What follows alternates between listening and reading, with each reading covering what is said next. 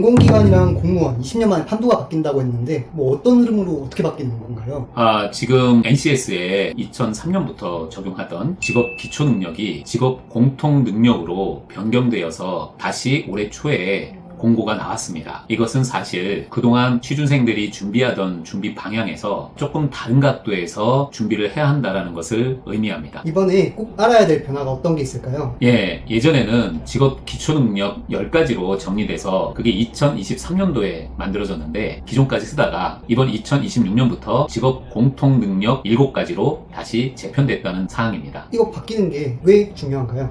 왜냐하면 공기업 그리고 공무원 지방자치단체는 NCS에서 필요로 하는 그 능력 기준으로 인재를 뽑는데 그 기준으로 볼 때 새롭게 바뀐 직업 공통 능력을 집중적으로 묻기 때문입니다. 이게 언제부터 적용이 되나요? 이거는 2026년에 새로 발표가 됐고 그 발표한 내용을 기준으로 해서 향후 채용 모든 과정에 접목이 될 예정입니다. 실제 채용 현장에서 이 개편이 뭐 어떻게 반영이 되나요? 제일 크게 바뀐 것 중에 핵심이 되는 내용은 직업 기초 능력에서는 하위 요소로 지식, 기술, 태도로 분화해서 이야기했는데 이제 그 중에 지식과 기술만 남고 태도는 상황으로 변화되었습니다. 다시 말해서 그 직무를 수행하기 위한 기초적인 지식과 기술은 예전처럼 확인하는 과정이 있는데 예전에 태도를 묻던 것을 이제는 그 직무를 수행하는 상황에서 그 직무를 원활히 수행할 수 있는 능력이 있는지를 묻는 걸로 달라진 거죠. 그러면 이게 실제 채용 현장에서 뭐 서류 전형 아니면 면접 전형 아니면 NCS 문제풀이 이런데 어디에서 주로 개편이 많이 됐나요? 이제 앞으로 점점 더 그 경향이 강해질 텐데요. 아직은 그 초입이기 때문에 면접 현장에서 느낄 때 예를 들어 전문 기술을 발휘하는 직무일 때 그 기술이 발휘되는 상황, 산업 안전 중에 그 소방 안전을 점검하는 직무다라고 하면 그 소방 안전 점검의 구체적인 상황을 제시해주고 그 상황에 따라 어떻게 지식과 기술을 발휘해서 업무를 해결할지 그 상황에 대한 질문과 본인이 업무를 진행하는 프로세스를 기술하도록 하는 그런 질문이 최근의 경향이고 앞으로는 자기소개서나 아니면 면접에 필수적인 질문으로 상황에 대한 질문이 나올 가능성이 매우 높습니다. 그러면 이제 향후 바뀐다고 하셨는데 만약에 올해 준비하는 사람이다 이랬을 때는 그냥 지금까지 준비하던 것처럼 하고 내년부터 이렇게 그거에 맞춰서 바꾸면 될까요? 아닙니다. 최근의 경향을 공기업, 공무원, 지방자치단체에서는 빠르게 적용해서 주로 채용 현장, 특히 면접에서 당신이 하는 직무 중에 이러이러한 직무를 수행하려면 어떻게 진행해야 하는지 그 프로세스와 그에 필요한 지식과 기술적 내용을 말해봐라 라는 식의 면접 질문들이 많이 나오고 있습니다. 취준생이나 아니면 이직자가 이거를 준비하는 효과적인 방법이 뭐가 있을까요?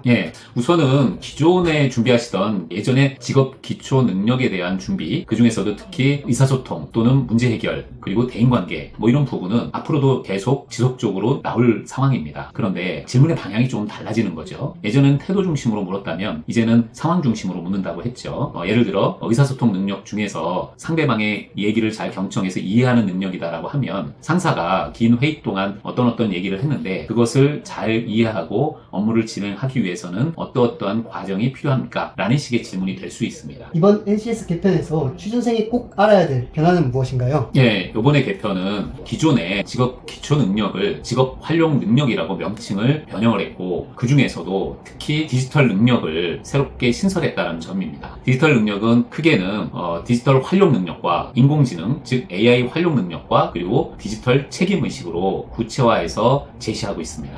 막막한 취업, 막막한 이직, 답을 찾는 이직 코칭, 나의 답을 여는 힘, 이직 코칭.